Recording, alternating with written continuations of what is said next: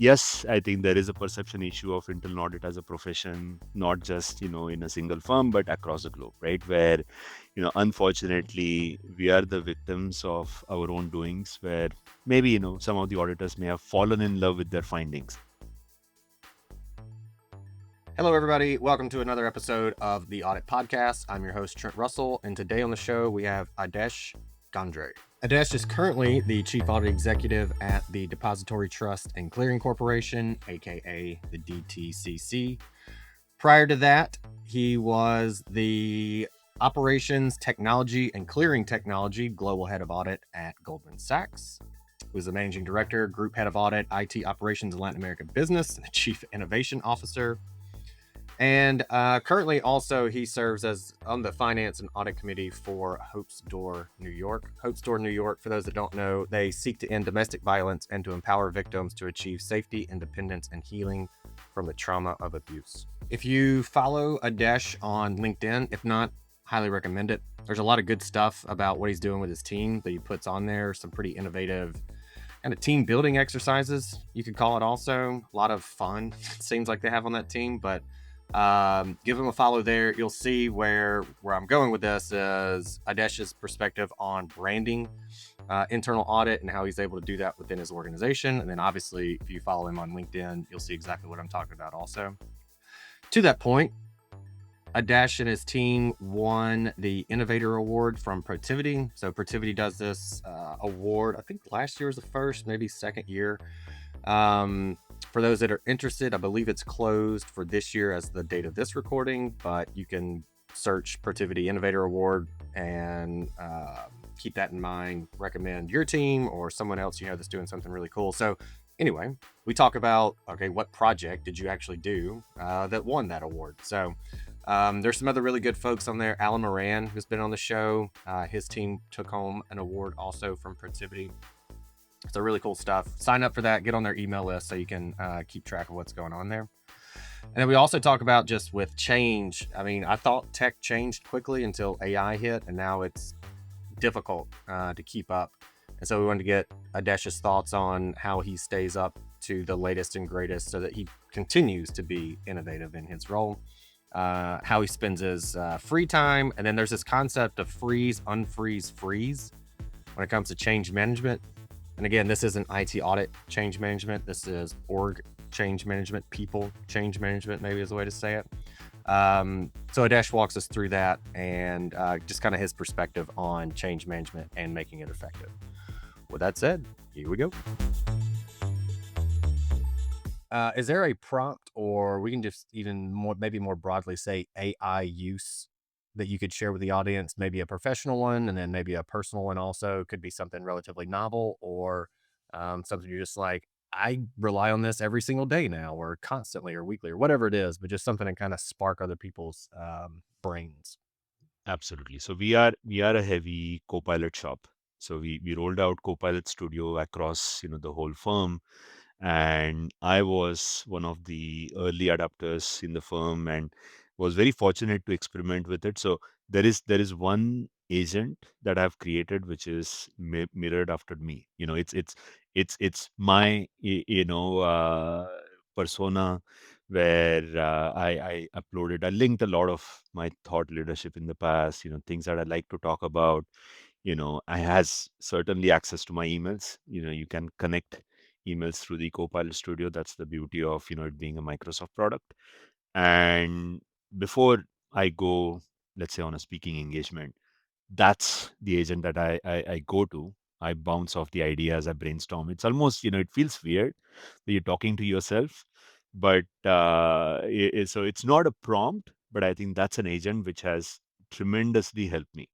And one of the ways that I try to do this is, let's say if I am going to meet audit committee and I had a message that I wanted to deliver, but I wanted to bring in some of the context that clearly Copilot or any other LLM that retains the context, has the luxury of retaining larger memory than, let's say, we as human beings can do. I was able to spot some of the blind spots that, hey, I did not think about that. So it has helped me in my work life for sure. In terms of the prompts, we as an audit department ran a promptathon recently, and which was quite an amazing experience for the whole audit department. And through that promptathon, we have uncovered a variety of prompts which are now reusable. And there has been a huge focus on how do we improve the work paper quality, how do we improve the QA program. And I think these are the opportunities that exist everywhere. Any audit shop you go to, any firm you go to, there can always be improvements, right? But where the prompts are getting really impactful is, its ability to detect, hey, these are your policies. This is what, you're expected to document, but you haven't documented to that level. So, identifying it proactively so that it doesn't become an issue later. So we've seen some significant, upgrades there. In terms of my personal use, you will laugh about it, but you having, your 7-year-old kid must be getting a lot of invites, birthday invite, or there is this event in the school, this is the time. And, like I'm pretty sure you have a separate calendar for your kid. I have separate calendar for my 9 and 7-year-old, and it's a pain, creating that invite in the calendar. So I've been using for many, many months now, Gemini. So Gemini, because it links into my Google Calendar, where I scan, or I have a screenshot of the invite, and then I let Gemini do its trick. It goes through, identifies what the event is, what the time is, what the details are, and it directly connects into my Google Calendar and adds the invite. That in itself has saved me so much time, Trent. It's just unbelievable. And it was just me just exploring, hey, can it do it? And yes, for sure it was able to do it. Okay, I got questions about that because I'm like calendar to death around this household. To the point I was never like a huge calendar person. I mean, even like public accounting, I would just, personal life, I never, I just, it was all in my head until I realized a little bit of a tangent here. This is years ago, and it was like a Thursday or Friday night, and I told my wife, I was like, "Hey, I'm gonna go do this thing," and she's like, "Well, it's not on the calendar, and I already put this other thing on the calendar for me." And I was like, "Well, that was 6 weeks ago. You put that on there." And she's like, "Yeah, I know, but if you grab it on the calendar first, that means you have to stay home and watch the kid while I go out." And I went, "Oh, this is how this works. Okay." So anyway, since then, so maybe the past 6, 7 years, very diligent on the calendar, and so that's why I'm curious about this. So, like, I know if I get something like an invite, so this kid invited my kid to their indoor swim party the other day, and we declined it because I was like, "Do you?" Hey, everybody, we're going to take a quick break from our guests. And if you need to get analytics or AI actually working in your internal audit department, or if you already have some of it, you feel like you're not really getting exactly what you need out of it, there's more, you're not getting that, go to the show notes, look for the Green Skies Analytics link, click it. On the website, there'll be other links that you can click that'll take you directly to a calendar to schedule time. It's literally 3 clicks to get the time scheduled, to get it figured out. All right, back to the show. Even know who this is? And he's like, yeah, we're not friends. And I went, fine, we're not going. That's ridiculous. And so anyway, I know like in there, like we declined it, but I think there's an option in there where I could have been like, where Jim and I would have been like, hey, do you want to add this? And you click yes, and it would have done it. So this is separate from that. This is like if you get This something is in the separate from mail, that. you just take like a picture Exactly. and then it adds it for you. Okay. So many times you get flyers in their, Oh, backpacks, especially school stuff. Yep. right? And then, then you have to type all that stuff in. If it is coming through my Google, or let's say Evite, those already have, Right. options to download it to Google Calendar. I'm talking about all the various, flyers or the birthday invite that you get through physical copies. Right. Okay. It makes your life so much easier. I mean, Okay. there's already OCR scanning in your iPhone. I'm sure it's Yeah. there in Android as well. But where you can copy paste, but then the multiple steps that you will take, go to the calendar, create an invite, copy paste, go to that calendar, the time, the date. It's not worth your time or my time. Let Yeah. Gemini do its trick. Excellent. All right. Well, I'm passing that along to the missus later today. So, okay.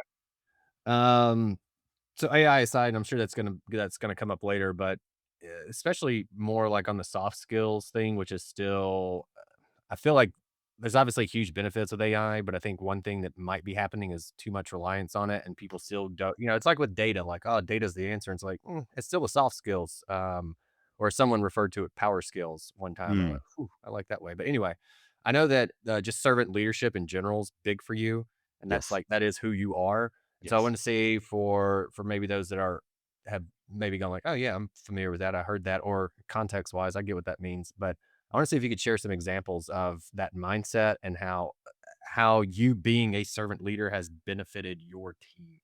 Absolutely. So, it's one of those, I feel, my strengths where, to be able to listen, to your people, understanding, what the pain points are, and just being an ear to them, is very important. It's an extremely important quality of a leader. So how it has benefited me overall is, knowing what the problems are so that we can solve it together. One of the things that I did notice in, my previous roles as well, that we as audit profession, obviously are going to be critical of each other. There's going to be the mindset of, okay, let's go find something, right? And that's also something that I'm trying to undo in many ways, where instead of us being that spotlight, I'm now trying to use the terminology of us audit as a lighthouse and not a spotlight. Let's show them the way so that the management, the firm can navigate, and you're not just identified, small issue out there. Similarly, I think people in audit, don't have seen this, so many times, that they forget to celebrate some small wins. Okay, it's very important to celebrate the small wins. So we created in here in DTCC audit team a channel. It's nothing but a simple Teams channel where it's called audit recognition, kudos, where every day, let's say if somebody helps me in a walkthrough, or somebody helped me with some prompt that I was stuck on and spent extra time, and obviously it created some efficiency for me, but this is a small win that historically would have gone unnoticed. I think we are now trying to put, the light on it. So essentially, it's about the social media culture where we are giving each other kudos. It being a Teams channel, there's a live reactions and people comment, and it creates a contagious culture where if you get recognized today, I'm sure you're going to go and find the other person that you're going to give it back. So that's the culture that we've created here, and I'm super active myself because I have to lead by examples in this case. But I feel like I'm there to serve my department, my people. If they are not growing, I'm not growing, right? So it's certainly a we culture that I support. And the other way that I have realized that a lot of people are afraid of making mistakes, right? One of the hurdles that people have in innovating is, what if I fail, right? What if I fail and my leaders are going to have a different opinion of me, etc. So I've been very vocal about how failing can actually be beneficial, right? And I heard this in one of the leadership training, which has stuck with me forever. The word fail, which is the first attempt in learning. You just use that acronym and put that in your mind, and it has a completely different meaning altogether. That you fail, but that's your first attempt in learning, and then you improve, right? Of course, you keep on making the same mistakes, different story, right? So if you give your people an opportunity to experiment and fail and not make big fuss of it, I think you will see those people thrive, innovate, and that's what we're noticing here. So there is a huge focus on creating a positive culture. We ran an internal audits got talent show, a couple of weeks back, where people stepped out of their comfort zone, performed in front of their colleagues. And I was up there on the stage playing my guitar myself, right? Because it's not just something on the wall for me. It's also an opportunity for me to, explore some of the skills I've been learning. So that's really the culture that I feel, has really reaped a lot of benefits for us, and we are not stopping. Okay. Um, should have done this earlier probably on my end. Can you just context of team size, location, remote, all that kind of stuff? So as you're talking and going, yeah, we had this talent show, and somebody goes, all right, we have 200 auditors. I don't know how that would translate for us, or whatever the case is, but just some way we can make it the conversation relatable to other size teams or smaller teams and larger teams. So at DTCC internal audit, we are about 100 people globally. So our primary locations are, Jersey City being our headquarters. We do have a location in Tampa, Dallas, in the US, and we have a couple of locations in India, Hyderabad being our new site in India, and then we have an office in Chennai, and then we have a center in Manila in Philippines. So that's our global presence. I think DTCC as a firm, we are obviously widespread across the globe with all the different products that we have, and this is a team that's looking into all the global products, the services that we have, and it's not the global presence is not done from the perspective of the follow the sun. I mean, we do have people in our India and Philippines location also leading some of the audits, at global levels. But we do see the benefit of having your task force spread across the globe because it's a continuous flow. Separate from what we've talked about so far, and by that I mean I don't really have a good segue for this, which tends to happen. What's your perspective on brand for internal audit and how you go about promoting internal audit? And I know there's somebody I was talking to, it was either yesterday or the day before. I can't remember if I've already talked about this on a podcast. Oh, it was a webinar. I already mentioned Mm, this. Where their background is IT. I'm sorry, is data, and they've mm, been in audit now, I think for 2 years, going on three. And so they fixed all the stuff, all the data mm, issues. Everything's like centralized. It's relatively clean now. Like you can actually mm, use it. And so, but he was talking about, he's like, yeah, 2026, a big thing for me is to make sure that we as internal audit are not necessarily seen as internal audit the way that is typically seen, right. and changing the perspective. And that this is like a data guy. He's saying this, like that's what I feel like one of the biggest hurdles we have is. So that's why I'm even more interested in your perspective on this. I know you do a lot. Side note, if you don't follow Adesh on LinkedIn, there's a lot of good stuff. I don't think I saw the talent show, but I know I've seen other like, oh, there's this other cool team thing that they've done recently. So if you want like more ideas, go to his profile and just start scrolling, and you're going, oh, that's cool. We could, no, we could do that. We could do that. So be sure to do that. But um, just talk about that, the branding, Yeah. how you do it. Obviously, you do it through LinkedIn, but even internally, I think would be really Yes. important, and the impact maybe it's had, and has it changed the perception for some of the, we can call them clients or auditees, or however you guys refer to them. Absolutely. So, huge believer of a brand. I'm carrying my brand of DTCC right here in the video. So, that's by purpose. Um, yes, I think there is a perception issue of internal audit as a profession, not just in a single firm, but across the globe, right? Where unfortunately, we are the victims of our own doings. Where maybe some of the auditors may have fallen in love with their findings. This is the term that I first heard when I joined internal audit as an accidental auditor, right? So if you know my story, I did not mean to be in internal audit. I wanted to be a developer. I come with computer science background and somehow landed in audit. And first thing I heard here is, hey, we're going to have a competition of the best finding of the month. And if I think now, in hindsight, that was so wrong.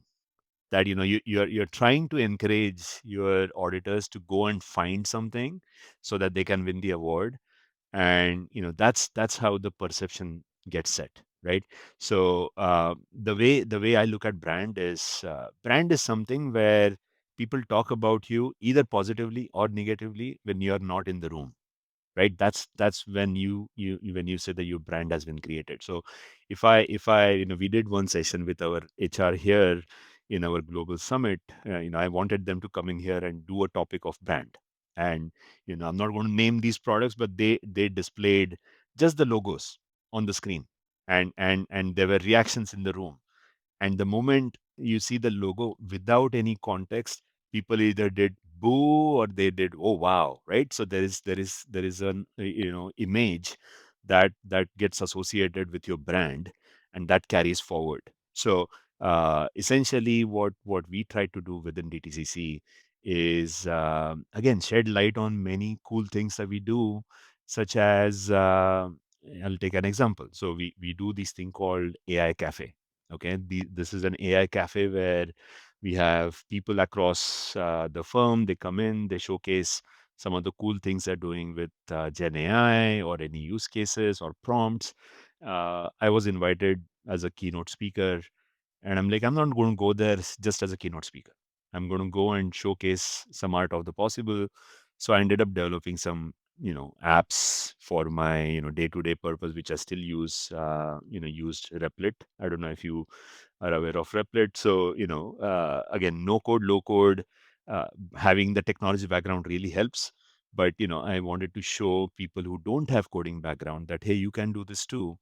And that creates, these are the examples that creates an image where, hey, actually audit can be innovative. They have people who can think about technology and how you adapt it in your day to day.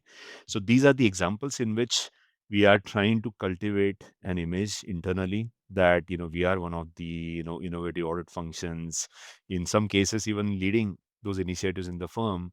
um, we had an innovation showcase, which is not specific to AI, but any innovative approaches that you can have. And audit in the last 2 years in a row has had a table, in person for that innovation showcase, where we have showcased some of the cool tools we are using, how we are using data analytics. And then you have the whole firm kind of visit those stations, and they see audit there in the middle of, all the other projects from the IT teams. That sends a message, right? So, certainly a big believer of the brand, and brand is something that gets, you carry it forward. So, I'm also encouraging our teams to, let's say, both internally as well as externally, carry the brand, cultivate a brand, and be authentic, right? I've seen many people use the lingo that you can straight away tell that this is not who the person is, so I'm not going to connect with that person. So you also need to create a brand in a way where you're very authentic, and then people would like to hear more from you. So internally, those are the ways we do it. Yes, externally, I'm very active on LinkedIn, not just the thought leadership on internal audit, the cool things on digital assets. We as a firm are expanding heavily on the blockchain aspects, and so very active around those technical topics. But yes, the big focus is on people, and those are some of the cooler ways that we are trying to cultivate that culture.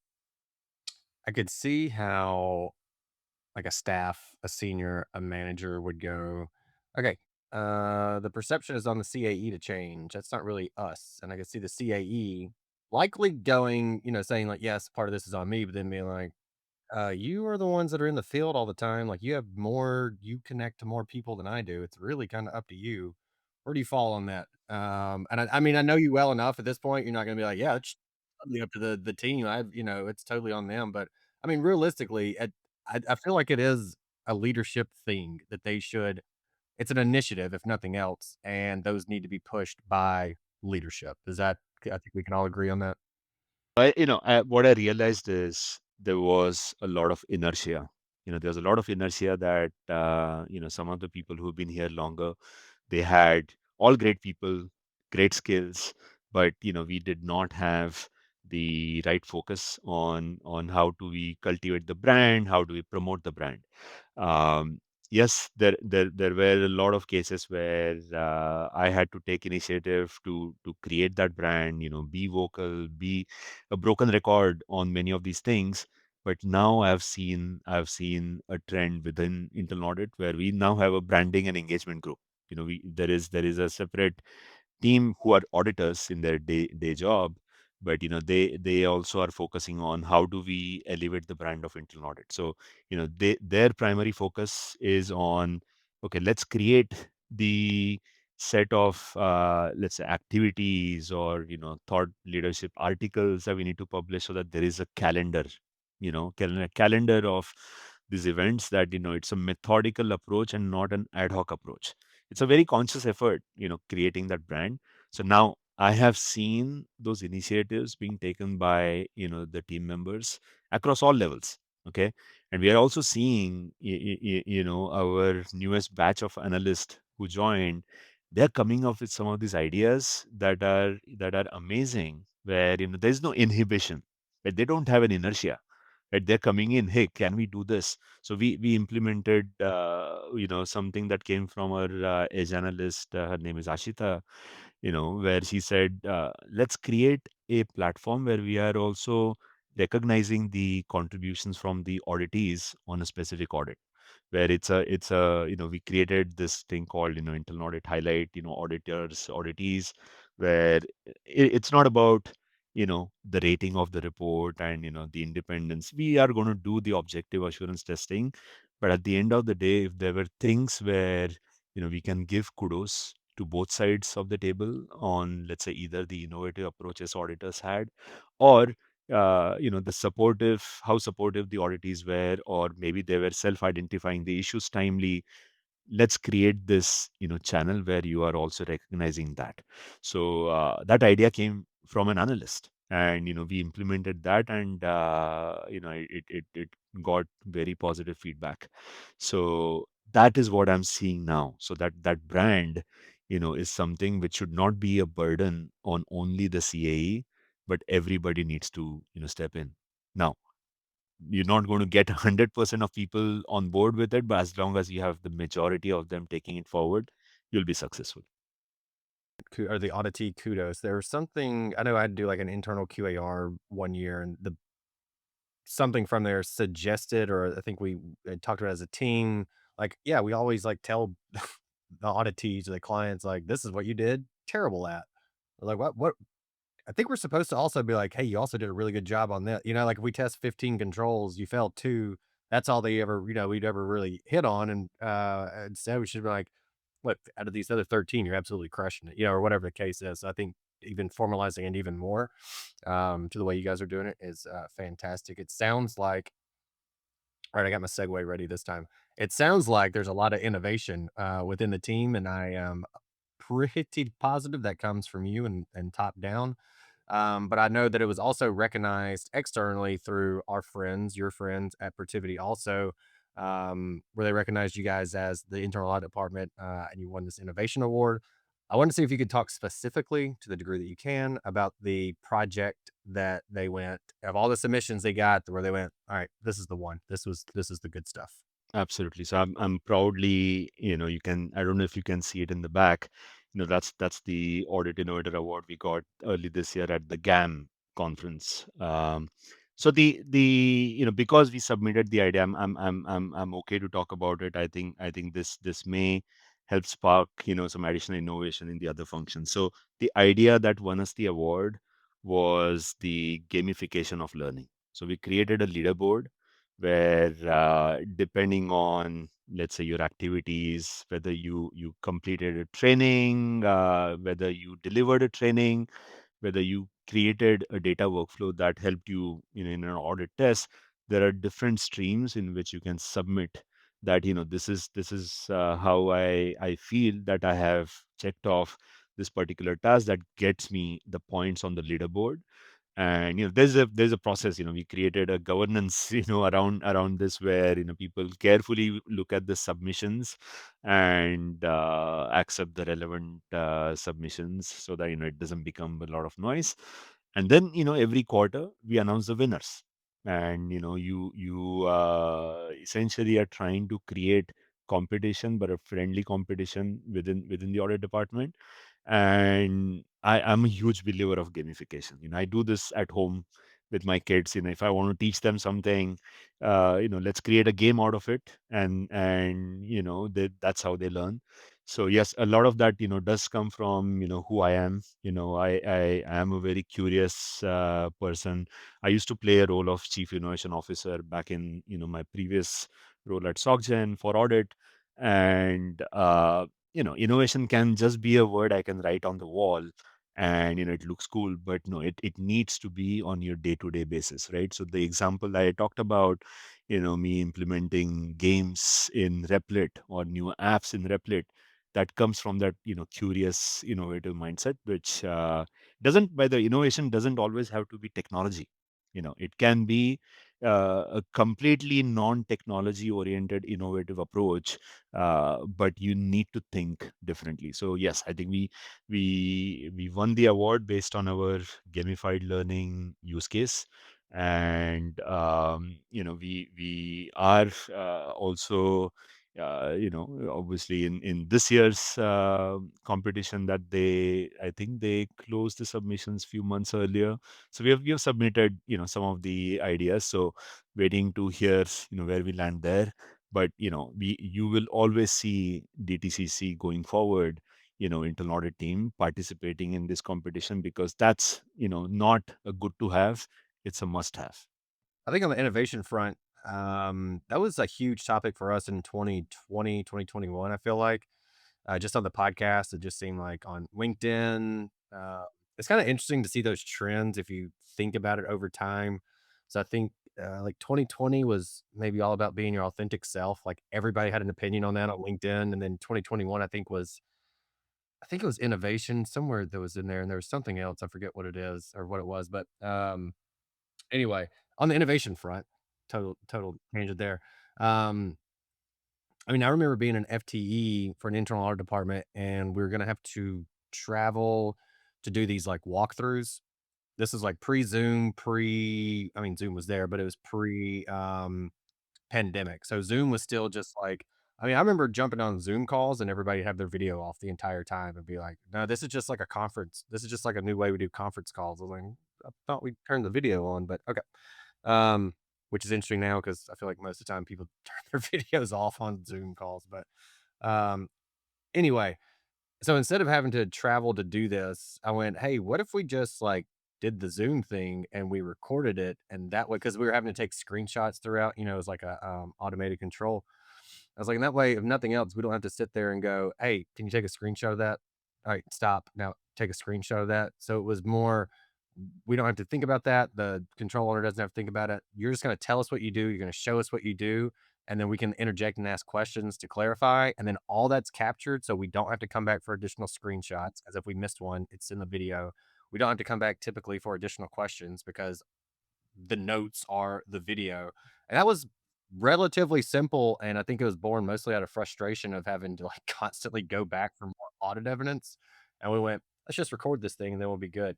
So it can be, of course, it doesn't have to be a tech thing, although this one kind of is, but also just it doesn't have to be something crazy extravagant either. Like our idea was record the meeting. That was it, which is, 6 years now, and especially with AI and all the recording we can do is hardly innovative anymore. But anyway, I like to make the point that innovation doesn't have to be this like brand new, crazy, novel idea. It can be something very, very simple as long as it makes an impact. But you have all these projects going on, like you've mentioned the AI cafe, the talent show, the gamification. Uh, we call it a project, and I'm sure there's plenty. So these are just the ones that you've kind of just mentioned naturally without even kind of trying to dig into the other ones. So how do you, especially with a team as large as yours, how do you spend your time and maybe even prioritize to go like gamification? I think was kind of like your natural wheelhouse. So you went like, yep, let's do that. But like talent show where somebody came to you with that, how do you go, yes, we should do that. And here's how we're going to carve out the time for it. So I'm asking this in a couple different ways. Take it however you want to, but how do you spend your time, let's just say in the office? Yeah.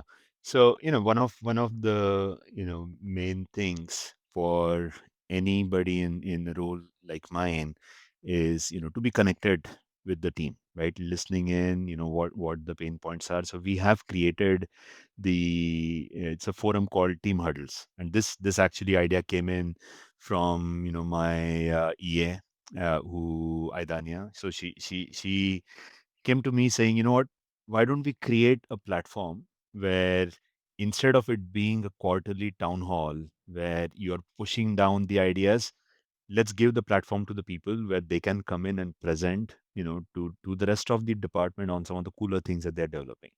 So, how we spend, how I spend the time with the team is going into some of these team huddle meetings where I'm looking at the innovation happening within the department.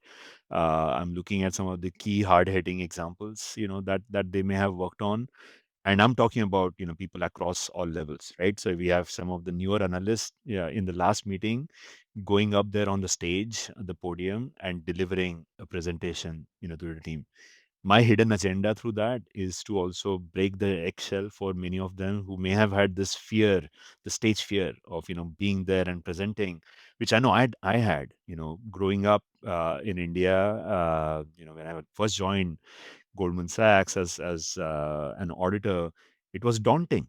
It was daunting to see so many people kind of jumping all over each other, and I was being that respectful person, quiet, waiting for my turn, and the turn never came many times, right? So I had to step out of my comfort zone to express myself, and I'm trying to create that platform here for some of this junior people who are just starting their career.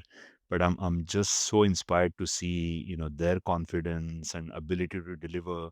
So these are the ideas that I'm all ears to. Not that we are implementing everything that's coming our way. We obviously prioritize, but there are some exceptional people on my side who always come up with some of the new ideas. The talent show again came from my EA, and I was all up for it because that actually does play a huge role in their day to day. Because once you free yourself of those inhibitions that, hey, how can I be on the stage and play my guitar in front of my colleagues? What if I make a mistake? What if you make a mistake? They haven't paid to be there to watch your show. If they have paid to watch your show, then yes, maybe you should be worried. But the fact that you can be there and be yourself actually is going to help you in your audits when you talk to your colleagues after the talent show. And that's I like to spend time with the team through some of these collaborative events. Obviously there is the planning discussions, there is the fieldwork discussions, the ideas that we brainstorm on how do we use data analytics. We track our usage of data analytics through certain metrics, so it's an important angle that we look at. So there is a lot of discussion around those. And with my background, my curious mindset, the drive and passion I have for data analytics, I like to get involved in those topics as much as I can. And then I think the town halls are essential. Those are the opportunities where I get to share the strategic direction that the firm is moving towards, the feedback that I'm hearing from the audit committee, because they need to know. One other thing, by the way, I like to spend time with my team members is also inviting some of the junior most people to the audit committees with me. So we've created this platform where if somebody had a use case which was hard hitting, deserved a lot of kudos, I try to create that stage in front of the audit committee, who have been extremely supportive of having these people come in and present to them on these ideas, because that's also giving them an opportunity to look into the things as they're functioning. It's not just me going in as a CAE speak and telling them what the state of the world is. They're able to listen to people. So that also means that I help these people prepare. Our leadership team in audit is also all very supportive. So I can go on and on the whole day, because I love spending time with my team. And again, that's evident through, as you shouted out before, on LinkedIn, where we also try to highlight how we are building this culture together. One example, you may see this sign, DTCC under the stars. We ran a fundraising effort supporting an organization called Covenant House. They support the homeless youth. There's a sleep out where me and some of the colleagues, we slept in MetLife Stadium, braving the cold, like the homeless people do, so that other people don't have to experience that. I was very proud to see, we raised about $40,000 through it. But to me, one of the hidden agenda I had was also to bond with the team. That was an amazing effort, doing it as a team. And we were, truly impactful. We were actually recognized. We got an award yeah, rookie of the year because it was our first year, but it's not going to be our last year. Yeah, I like that initiative, and very impressed with the dollar amount raised for sure. The follow up is around that's how you spend time with your team. How do you spend your time keeping up with all the changes in technology, and maybe even, like, if specific resources is mainly Yeah. where I'm going. Do you have, like, "Oh, I go to this website every day, I check out this podcast, Yes. I read this magazine," or what, whatever the case is, but how can other people, like, tap into that? I know you're a curious person by nature, so it's probably, you could just, like, scroll through, Twitter or whatever and then go, "Oh, I'm gonna read that, I'm gonna read that, I'm gonna read that, I'm gonna read that." Or Um, build your own app, so I've created an app where that it goes through yesterday's news articles and helps me categorize the information for specific themes, and by the time I come to work, it's already in my inbox, right? So that's one way of doing it proactively. But a huge shout out to you, Trent. I think the Audit podcast is certainly one of my key resources where I get to hear from other people. I talked about the most recent podcast you released with Amrita Kapoor, the CA at Snowflake. I think you get to not only hear new ideas but also validate that, hey, we are on the right track, right? So huge kudos to you, for doing these. I wish secretly that early in my career we had resources like these, but I hope people who are just starting their careers do leverage that. So those who listening into this podcast somehow through my connections, please do sign up for Trent's podcast. And this was not scripted, uh, but the other resources I do use, we use Gartner. Gartner has amazing articles that we can tap into. The whole department has access to the Gartner resources. I do use in my personal life, for upskilling, I use Gemini research. I do deep research on some of the topics I want to learn. Quantum computing is the most recent topic that I've been upskilling on because it's coming. It's coming very fast. We as a firm are doing the post quantum computing readiness assessment. There's a huge focus in our audit plan around it. And I was surprised to see in one of the IIA conferences recently that more than 80% of the crowd had not even heard about quantum computing, and I'm like, what world are we living in, right? So yeah, that was mind blowing, Trent. So I use resources like Gemini deep research, Perplexity, for it has become my Google replacement in many ways.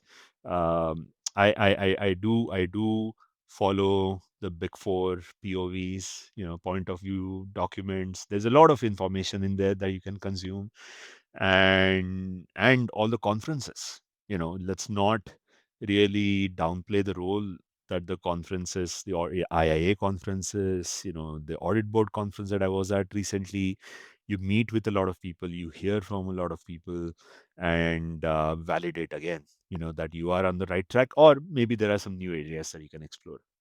But I'm a huge believer of upscaling. Every year I try to get at least one new certification or complete the any upskilling track on Coursera.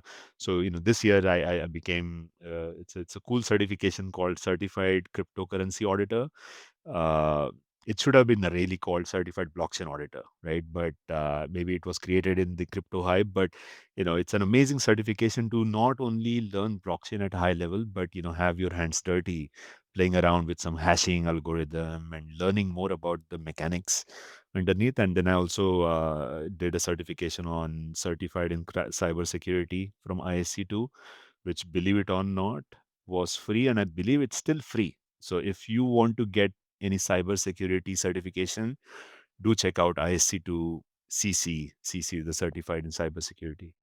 it's a solid, recommendation. Just, even so, on our IA or AI episode that we did, it's basically with GPT 5.2 when it came out. They're like, hey, cybersecurity professionals, buckle up because it's about to get really, really bad for everybody. So Absolutely. I think if Absolutely. you're looking for job security, that's a good place to hang out. So, okay. I had one other thing and then we can close the show out. You'd mentioned this relative to change management, which I think if we like encircled most of what Right. we're talking about, it is change management. And I know we have IT auditors that listen. So when I say change management, I mean like program change management method. I mean mindset change management, not changes in a program, a system are authorized, tested, and approved, and there's SOD. That's not what I'm Mm. talking about. But you have this freeze. I'm sorry. Yeah. You have this freeze, unfreeze, freeze idea relative to Mm. change management. I just wanted you to explain that in the next few minutes. If you Sure. So this is something again I heard in one of the leadership conferences where it follows a model developed by this philosopher called Lewin. It's a Lewin's three-step model to drive change. So the first step is the unfreeze. Let's say if you have an idea to drive change, you cannot just go straight away and start making the change right at that moment because you're going to get pushback, and even if people out of compulsion may try to change, it's not going to stick. So the first step is unfreeze. You have to understand the reason behind, the previous ways of doing things. So when I took this role over, I didn't want to bring in change on the first day. I wanted to listen in, absorb, why are we doing things certain way? Why is the image this way? Why are people looking at order differently? So you have to listen to your stakeholders. Those stakeholders can come in different shapes and forms. And as you're listening in, take notes, and understand, okay, this is that reason why things are doing, happening in certain way. Once you have figured out and unfrozen them enough, then you jump into change. Okay. Now, again, if you are an aggressive person, you would bring in change very rapidly. If you are somebody who is, keeping cautiously, you may crawl before you walk, before you run. But that's the phase that you're going to bring in changes. Now, I believe in agility. So, bring in some of the changes, experiment, fail, and then learn from it and do it again, right? So that's the second phase. And once you feel that you have changed enough, you say that this is my new baseline, and then you refreeze. So that's the third stage. So unfreeze, change, refreeze. So there might be different terms that you may hear in the research, but I do encourage you to read on this Lewin's three-step model to drive change. For me, this has been a huge tool in my kit, where not only we were able to change that brand or the image internally, but also externally, for DTCC, internal audit in general. And I've been a big proponent of positioning audit as a value center. Okay, because I've heard this in numerous times in my career that audit is a cost center, and that's a fact. We are not producing revenue, but then what do you do with this role and responsibility that you have in the firm? Is really going to define how much do the auditees or your stakeholders are going to rely on you, right? So positioning audit as a value center, it sounds cool, but you have to really bring it in action.